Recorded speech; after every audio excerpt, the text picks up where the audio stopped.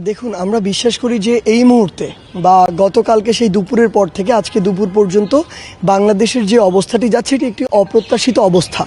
কিন্তু এখানে বাংলাদেশের একটি ট্রানজিশন পিরিয়ড চলছে। এই জায়গাটিতে আসলে একটু অস্বাভাবিক অবস্থা যাবে, এটাও স্বাভাবিক। আসলে সেই জায়গা থেকে আমরা একটি আলটিমেটাম দিয়েছি মহামান্য রাষ্ট্রপতির কাছে, আসলে যেটি হচ্ছে যে বর্তমানে যে সংসদটি ছিল, আসলে মাননীয় প্রধানমন্ত্রী সেখান থেকে পদত্যাগ করেছেন। অর্থাৎ সেই জায়গা থেকে যদি আপনি একটু লক্ষ্য করেন যে আমাদের এই যে প্রধানমন্ত্রীর পদটি সেটি কিন্তু খালি রয়েছে। তো এখানে একটি গুরুত্বপূর্ণ বিষয় হচ্ছে এটি খালি থাকা দেশের জন্য, বাইরের জন্য সব দিক দিয়ে একটু সমস্যার। সেই জায়গা থেকে আমরা স্পষ্ট করেছি যে আজকে 3টা পর্যন্ত আমরা একটি আলটিমেটাম দিয়েছিলাম। এর মধ্যে আসলে ওই সংসদটিকে বিলুপ্ত করতে হবে।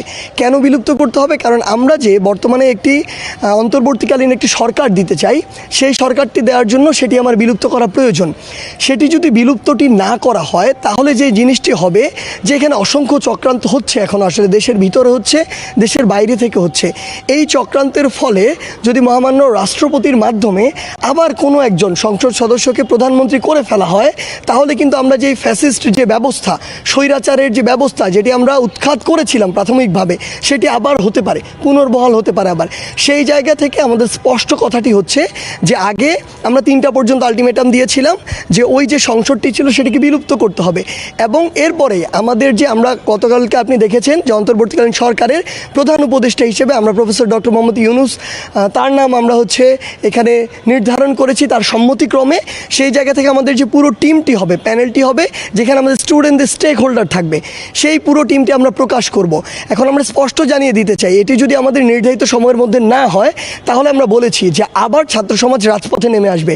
আমাদের জায়গা থেকে যে কাজটি হবে যে আমাদের কিছু সমন্বয়ক অন্যান্য কাজগুলো সমন্বয় করবে, কিন্তু অধিকাংশ সমন্বয়ক আবার সকলকে নিয়ে রাজপথে ওই বঙ্গভবন ঘেরাওয়ের দিকে যাবে।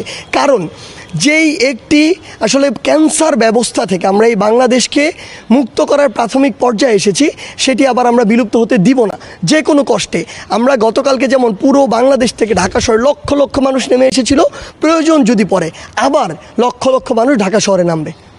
না, দেখুন, যোগাযোগ হয়েছে, তারা বিভিন্নভাবে যোগাযোগ করার চেষ্টা করছে, কিন্তু আমরা অ্যাকচুয়ালি একটি পদ্ধতিগতভাবে অফিসিয়ালি যাব। আমরা ব্যাকডোরের কোনো গল্প আলোচনায় যেতে চাই না। ছাত্র সমাজ যত ফয়সালা করেছে রাজপথে করেছে, যত অভ্যুত্থান ঘটিয়েছে রাজপথে ঘটিয়েছে। সেই জায়গায় যা কিছু হবে অফিসিয়ালি হবে। আমাদেরকে যদি মহামান্য রাষ্ট্রপতি ডেকে বলেন যে আপনারা আপনাদের অন্তর্বর্তীকালীন সরকার প্রস্তাব করুন, তার আগে আমরাও তাকে ওপেনলি, যেই মাধ্যমে হোক ওপেনলি তাকে বলা হয়েছে যে তাহলে সংসদটি বিলুপ্ত করতে হবে।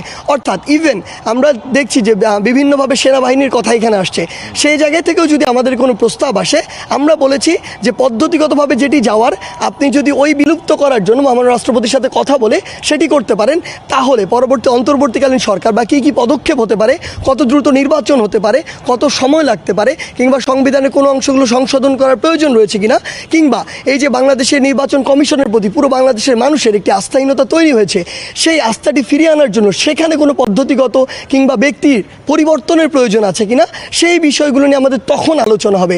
তার আগে শর্ত আমাদের একটি, যে বর্তমান যে সংসদ সেটি বিলুপ্ত করতে হবে এবং আমরা আমাদের অন্তর্বর্তীকালীন যে সরকার সেটি প্রকাশ করব।